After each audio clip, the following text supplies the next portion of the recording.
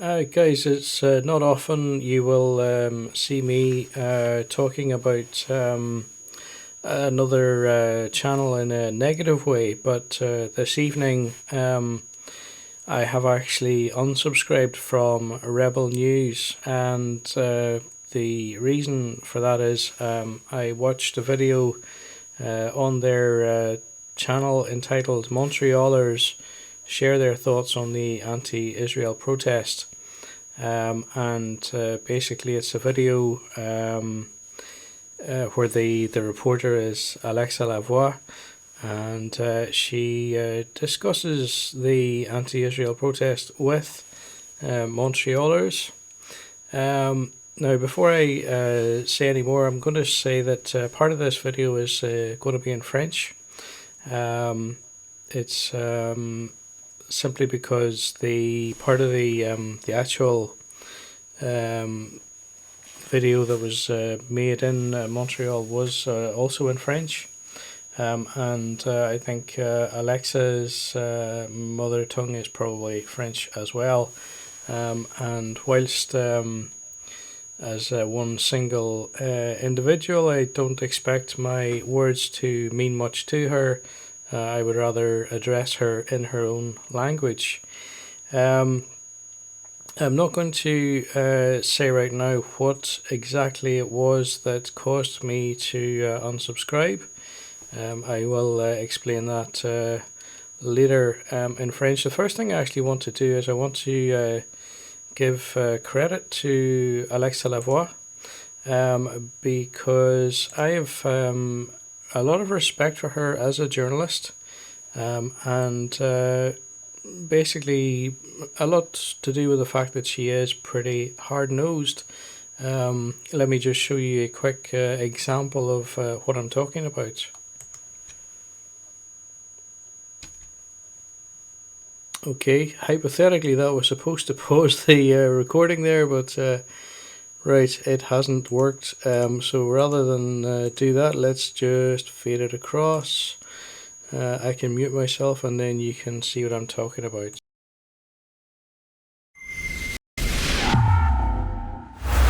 Vous m'envoyez sincèrement désolé, madame, parce que bien que votre question apparaisse tout à fait raisonnable, je maintiens la politique de ne pas répondre aux questions de Rebel News. Et quel est votre... Un suivi? Pardon? Un Ben, suivi? ça va être la même réponse en suivi. En suivi. Alors, ben, en fait, moi, je m'intéressais aussi à savoir quelle était votre position par rapport au niveau libéral d'encourager la censure de l'Internet. Encore une fois, je dois, à regret, vous indiquer que je continue à ne pas répondre aux questions de Rebel News. So, Alexa, that was really something to see. And also, the Bloc Québécois leader actually making mention that this is policy for him not to respond to questions from a Rebel News reporter. Gee, Alexa, who wrote this policy and what's the reason for this policy? I think it's probably something that he made up, because I don't understand that it can be really a policy. Is it from... Right, okay, back to me again. So as you can see there, Alexa does not shy away from trying to ask difficult questions, and that wasn't actually the video I was looking for whenever I was preparing for this. I was actually trying to find one. There was one where she had asked questions of Justin Trudeau, and I don't know which came first, whether it was that encounter or the one with Trudeau, but in any case,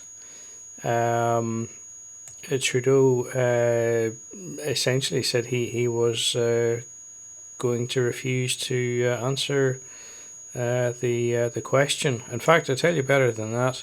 I just have remembered now that in the video in question, Alexa had basically called Trudeau out on something he had said the day before. I forget exactly what it was, whether it was some sort of a slur on Rebel News or something else. But he essentially said he had already given his answer and he wasn't going to elaborate or words to that effect.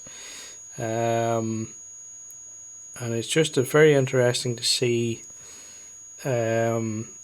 people in power actually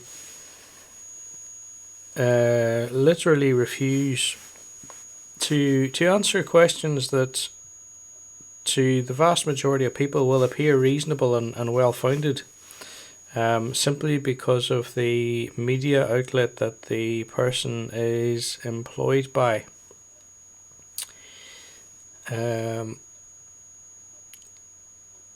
Two seconds, guys. I just want to queue up the next part of this. Okay, so yeah, the next part of this is I'm going to show you the video that led to me unsubscribing from Rebel News with regret, and I'm going to then explain my decision in French, and that will conclude the video. So 2 seconds just till I get this swapped around. This isn't how I intended doing this, but it is how it seems to have to be. I've lost the ability to kind of pause a recording, at least temporarily. So here we go.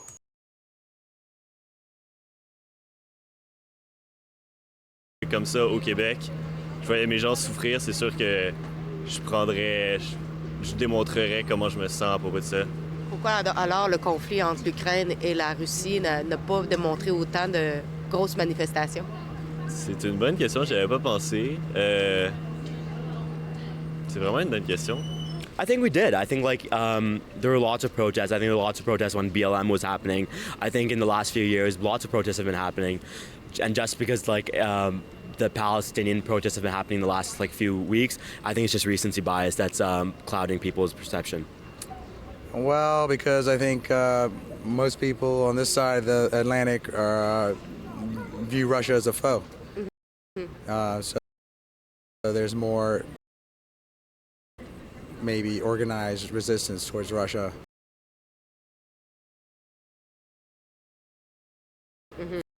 For that reason, yeah.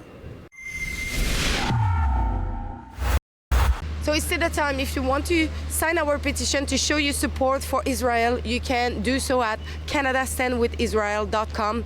Sign it.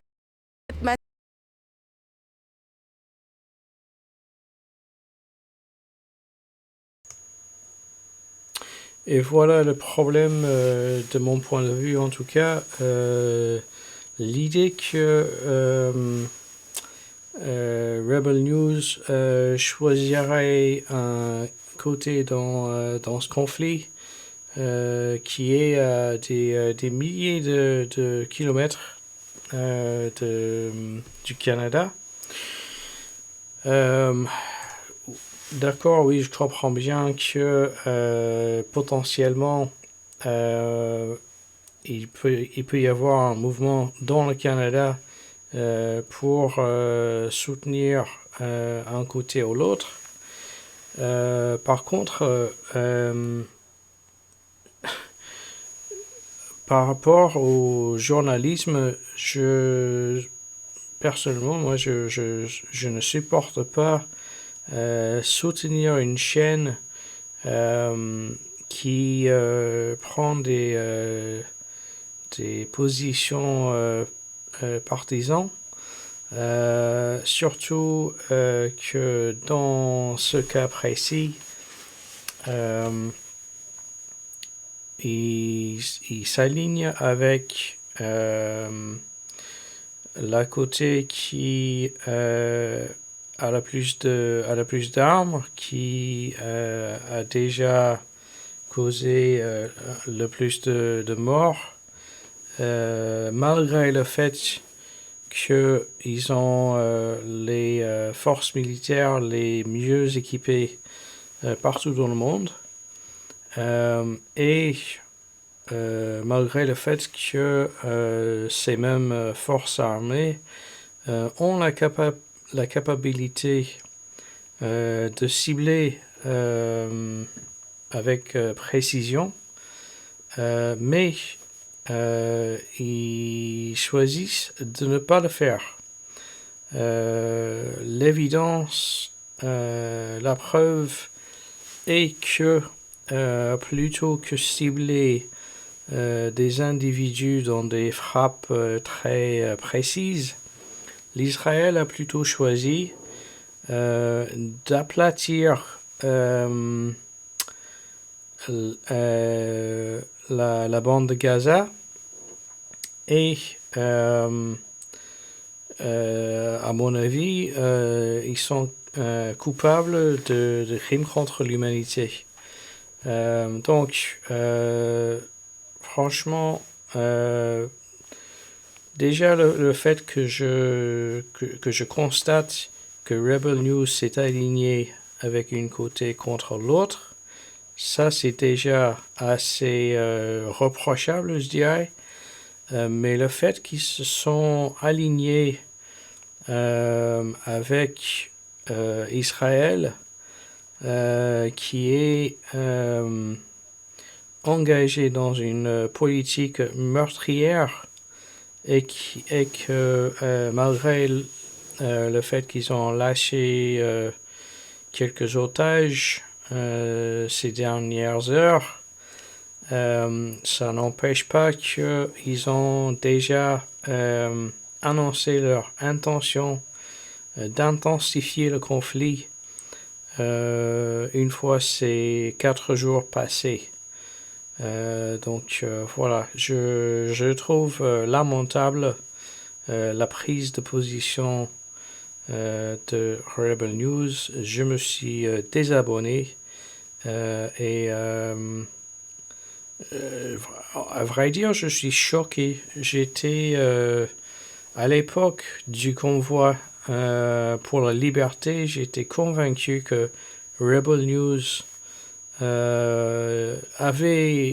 tenait les mêmes valeurs que moi, alors que maintenant, avec cette prise de position, je constate que ce n'est pas du tout le cas et que je sais pas comment ça se fait, mais pour moi, quand tu donnes de l'appui à l'Israël, tu n'es